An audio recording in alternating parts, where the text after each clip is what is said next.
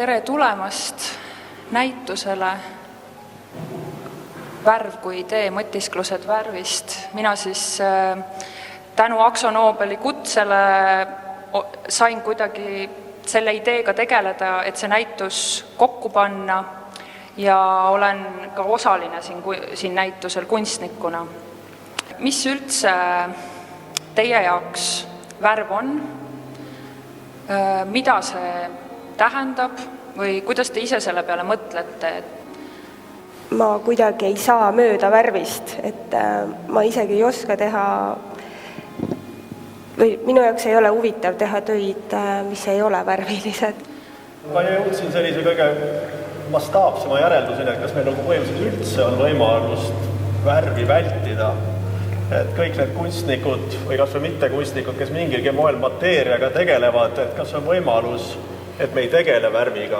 Kui sa küsid, et mis värvi särgi ma selga panen ja siis öeldakse, et pane valge särk, siis on selge, et valge on värv, eks ole, keegi ei ütle, et pane värvitu särk selga, et sellist asja ei ole nagu olemas. Eks see on vana tõde, et värv on maalikunsti keel, aga kuna maalikunsti osa tänapäeva kunstis kogu aeg väheneb, siis väheneb ka värvi osatähtsus. Ma arvan, mu enda suhe värviga on vist mingit pidi äkki askees, et mitte nagu värvist hoidumine, aga kuidagi äkki selle edasilükkamine, et mul on endal selline tunne, et ma peamiselt pidevalt valgega maalides äkki, et see on nagu mingi paisu taha kogumine või selline mingi tammi kasvatamine, et tegelikult ma nagu tohutult ootan ja igatsen värvi. Minu valitud värvitoonid on need kõige täpsemad minu jaoks sellel hetkel, selles töös, sellel perioodil ja nad on teel kuskile, et neil peab olema seda arenguruumi. Ma tunnen üüratut austust tegelikult värvi vastu.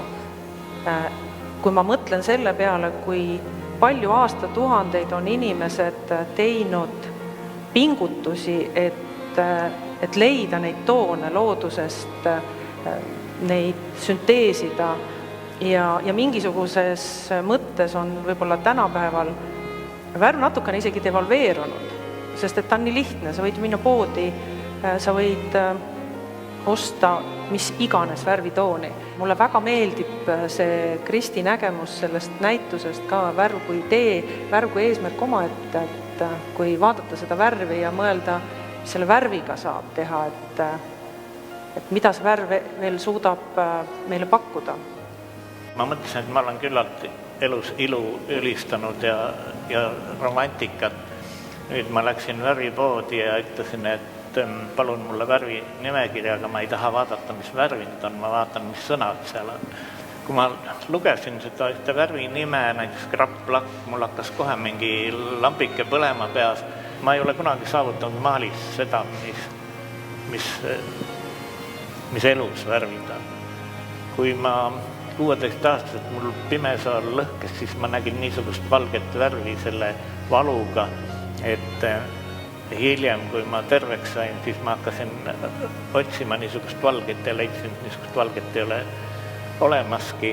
Kui ma täna hommikul siia tulin seda ruumi täiesti puhtal valmis kujul vaatamas, mulle tundus see nagu täiesti plahvatav, et kuidas siin on nii palju laetud nii häid töid ühes ruumis, et iga maal, iga teos räägib oma keeles nagu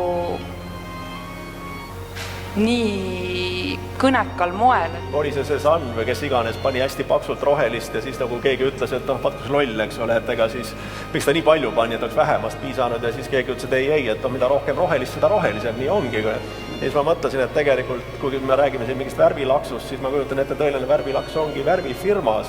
Ma ei ole seal küll töötanud, aga ma kujutan ette, kuidas seal on mingisugused 1000-liitrised, mingisugused suured tankrid, mis nagu kallatakse tühjaks ja kuskil, kus see üks värv voolab, seda on ikkagi niimoodi, et seda ikka on, sa võid uppuda selle värvi sisse.